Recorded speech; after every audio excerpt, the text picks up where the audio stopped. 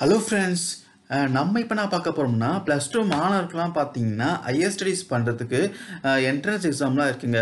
So அந்த entrance எக்ஸாமுக்கு வந்து அப்ளை பண்ணுறதுக்கான ஒரு சில யூஸ்ஃபுல்லான வெப்சைட்லாம் இந்த வீடியோவில் பார்க்க போகிறோங்க.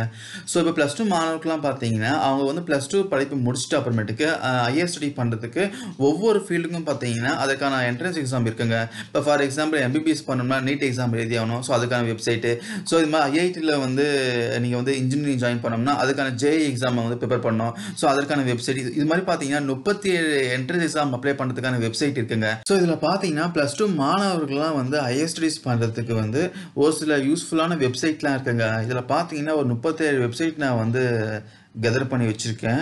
ஸோ ஒன் பை ஒன்னாக பார்க்கலாம். ஸோ இதில் வந்து ஃபஸ்ட்டு பார்த்தீங்கன்னா நீங்கள் வந்து ஐஐடியில் என்ஐடியில் வந்து நீங்கள் இன்ஜினியரிங் பண்ணணும்னு நினச்சிங்கன்னா கண்டிப்பாக வந்து நீங்கள் ஜேஇ எக்ஸாம் வந்து நீங்கள் கிளியர் பண்ணி ஆகணுங்க. ஸோ அதுக்கப்புறம் நீங்கள் எம்பிபிஎஸ் பண்ணணும்னா கண்டிப்பாக வந்து நீட் எக்ஸாம் வந்து கிளியர் பண்ணி ஆகணும்.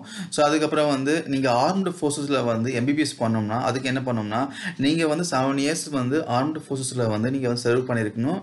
அதுக்கப்புறம் வந்து இந்த எக்ஸாமும் நீங்கள் அட்டன் பண்ணியிருக்கணும். ஸோ அதுக்கப்புறம் பார்த்தீங்கன்னா நேஷனல் இன்ஸ்டியூட் ஆஃப் டிசைன் நீங்கள் ஜாயின் பண்ணோம்னா ஸோ அதுக்கான எக்ஸாமும் இருக்குது. National entrance exam for design. So அது வந்து நீங்கள் கிளியர் பண்ணியிருக்கணும். ஸோ அதற்கான வெப்சைட்டும் கொடுத்துருக்காங்க. ஸோ அதுக்கப்புறம் பார்த்தீங்கன்னா லா யூனிவர்சிட்டி வந்து நீங்கள் ஜாயின் பண்ணணும். நேஷனல் லா யூனிவர்சிட்டி ஜாயின் பண்ணோம்னா ஸோ காமன் லா அட்மிஷன் டெஸ்ட்டை நீங்கள் கிளியர் பண்ணியிருக்கணும். ஸோ அது மாதிரி பார்த்தீங்கன்னா நிறைய வெப்சைட் கொடுத்துருக்காங்க. செக் பண்ணி பாருங்கள் ஒன் பை ஒன்னா. அதுக்கப்புறம் ஹாஸ்பிட்டாலிட்டியில் நீங்கள் ஜாயின் பண்ணி ஆகணும்னா BSc hospitality and hotel administration join பண்ணி ஆகணும்னா ஸோ அதற்கான என்ட்ரன்ஸ் எக்ஸாமும் இருக்குது. National council for hotel management catering technology join entrance எக்ஸாம்ட்டு கொடுத்துருக்காங்க. ஸோ அதற்கான வெப்சைட்டும் கீழே டிஸ்கிரிப்ஷனில் கொடுத்துருக்கேன். ஸோ அப்புறம் என்டிஏ நேஷனல் டிஃபென்ஸ் அகாடமி அப்புறம் நாவல் அகாடமி கொடுத்துருக்காங்க. ஸோ இதுவும் பார்த்தீங்கன்னா நீங்கள் வந்து 3 இயர்ஸ் ட்ரைனிங் வந்து முடிச்சிருக்கணும். ஆர்மியில், நேவியில், ஏர்ஃபோர்ஸில். ஸோ அந்த 3 வருஷம் ட்ரைனிங் முடிச்சிருந்தா மட்டும்தான் இந்த எக்ஸாம் நீங்கள் வந்து அப்ளை பண்ண முடியும். ஸோ அதுக்கப்புறம் வந்து Indian Institute of Space Technology வந்து நீங்கள் ஜாயின் பண்ணோம்னா ஸோ அதுக்கான என்ட்ரன்ஸ் எக்ஸாம் இருக்குது.